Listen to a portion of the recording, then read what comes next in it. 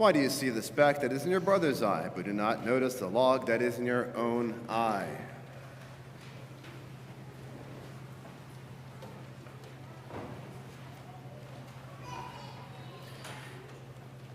Jesus points out the log in our own eye in contrast to the speck in the eye of others. And so it's an analogy that's easy enough to understand. Jesus is referring to hypocrisy. Now, to call somebody a hypocrite is a big accusation. And from the context of the passage, we know that Jesus' comment is directed particularly to the Pharisees. They were criticizing others without noticing their own faults, even though they were religious leaders. And so let's just look at this again, just to keep it fresh in our minds, this little vignette in full. Why do you see the speck that is in your brother's eye, but do not notice the log that is in your own eye? Or how can you say to your brother, "Brother, let me take out the speck that is in your eye," when you yourself do not see the log that is in your own eye? You hypocrite, first take the log out of your own eye, and then you will see clearly to take the speck that is in your brother's eye. So these are weighty words, but it's supposed to be funny.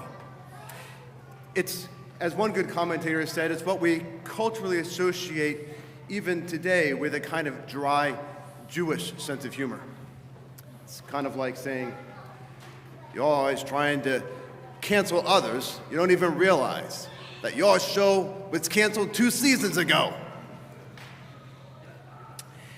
So the Pharisees, as religious leaders, are someone to whom Jesus reserves particular contempt. Maybe contempt is too strong of a word, but he reserves his sharpest criticism to the Pharisees. Because it's one thing if a worldly leader becomes manipulative and coercive, but when the leaders who represent God become this way, then there's nowhere else for you to go. Like, if your secular boss is manipulative, then you can go to God. But the people who are the gatekeepers to God become this way, then God is misrepresented to his own people. So when we hear these words, he's not speaking to most of you, all right? In this sense, the way the Pharisees were lording their position over others. Although this does happen in different contexts, in a microcosm, in families, and elsewhere. But there's another element about what the Pharisees do, not just here, but throughout the Gospels, that is very common, which is simply separating the outward observance of our faith from the heart. Now, this more general aspect of what they do is something that applies to all of us. We all fall into these patterns in some way. And so in this way, when Jesus rebukes the Pharisees, this is where we can see an analogy and another level for the way we act as well. And so this is what causes us to forget God's mercy and to judge others in day-to-day life. And so St. John Chrysostom points out that everyone does exactly this. He said, "You will not easily find anyone who is free of this fault, not even a member of the cloister or the father of a family. But such things are snares of the tempter. For they who search sharply into the faults of others will never merit forgiveness of their own." Now he concludes those with pretty sharp words. Now, none of us merit forgiveness on our own anyway, but what he's saying is that we virtually, if this becomes a pattern of our life, we're almost saying no thank you to God's forgiveness because it's taken out of the equation in how we relate to others. St. Cyril said, Jesus here checks the worst evil of our thoughts, the source and beginning of the proud man's contempt. So do I need to convince you that this is something that you fall into day to day? I mean, just think about how you drive. I use this analogy all the time because the way we drive, by the way, is a very good indicator of what goes on more deeply in our hearts, that those aspects of our hearts seem to come to the surface when we feel like we're anonymous inside a car. And so if somebody cuts you off, I mean, are you ever tempted to, lean on the horn, curse them out under your breath, or worse? But, think about it. Have you never cut somebody else off? But when you cut somebody else, you have justifying reasons. Like, I didn't realize how fast they were going. So it's understandable. But you don't apply the same sense of mercy. You don't give others the same benefit of the doubt that you expect for yourself. So this is just the way we also act in all our relationships, in our homes, with our spouses and our children, our coworkers. We expect others to give us the benefit of the doubt, and we typically become very offended when they don't. Don't you realize there's something else going on under the surface here? I mean, can't you give me a break? But we don't treat others with the same generosity. And so it becomes very pronounced sometimes with children, parents. They see their own faults in their children and become especially harsh to those children that manifest the very faults that they hate in themselves. I wish I could give so many examples of this, of what I've seen elsewhere, and sometimes very sad. So why do we do this? And how do we change? So first, just briefly, why we do these things, if it's so out of character with what it means to be a Christian. Well, if we look at broader in the context of this passage, this is the Sermon on the Plain. And just before Jesus gets to this passage, our reading today, he does emphasize that show mercy to others because you have received mercy. That just immediately precedes this context. Then he refers to the blind leading the blind, and then he seems to expand on that by talking about the blindness of having a log in one's own eye. And then immediately after, he talks about issues of the heart. Out of the abundance of the heart, our mouths speak. And so our heart goes astray when we forget God's mercy.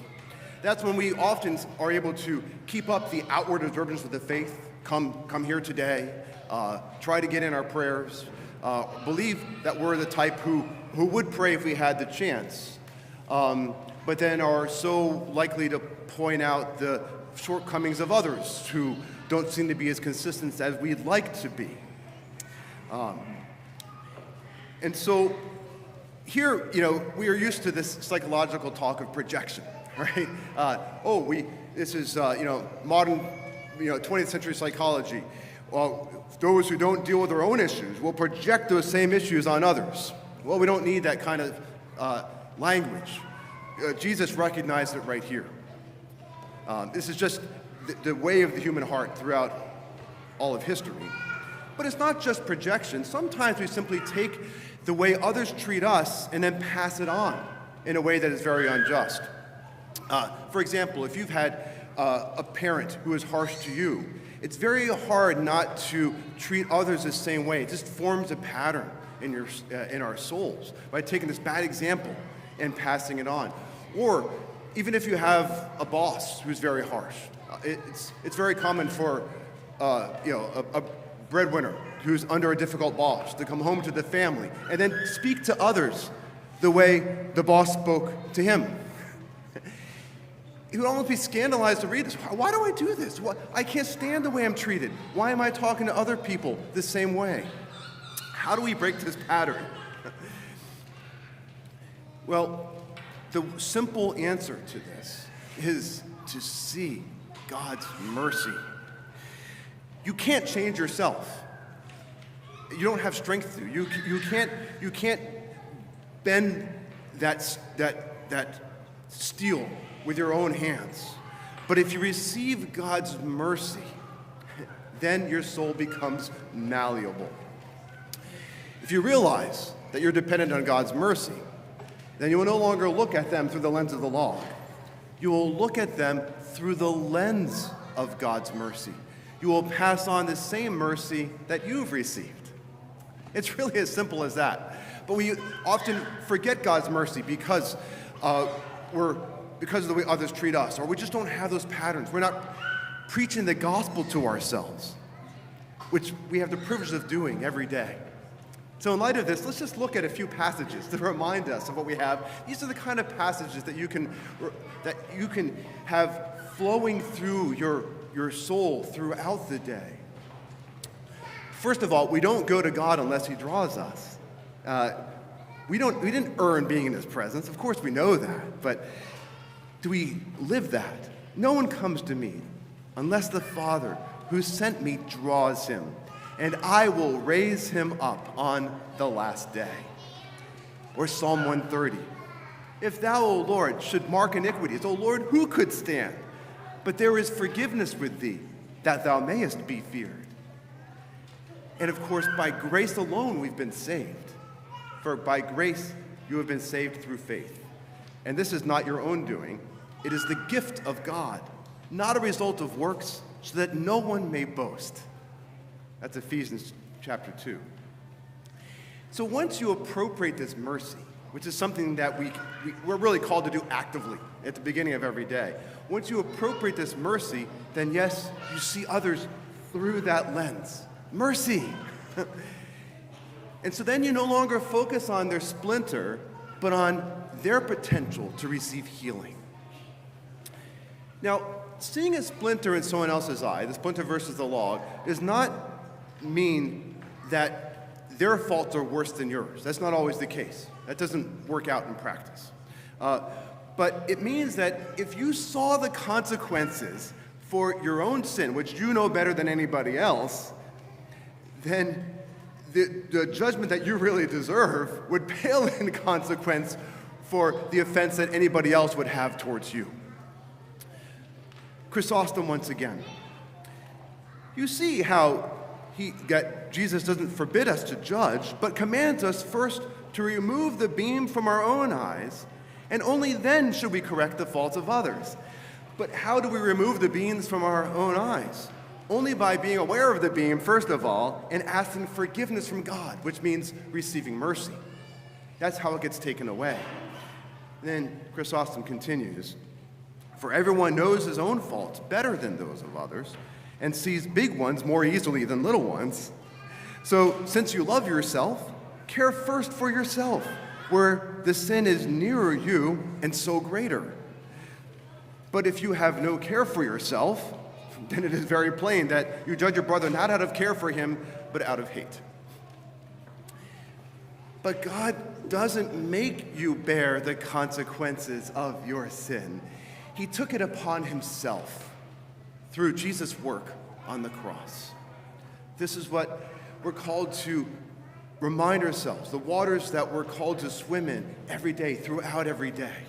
That's the purpose, by the way, of doing your morning prayers, is to have your soul reoriented, not just to check off the box, I did my prayers.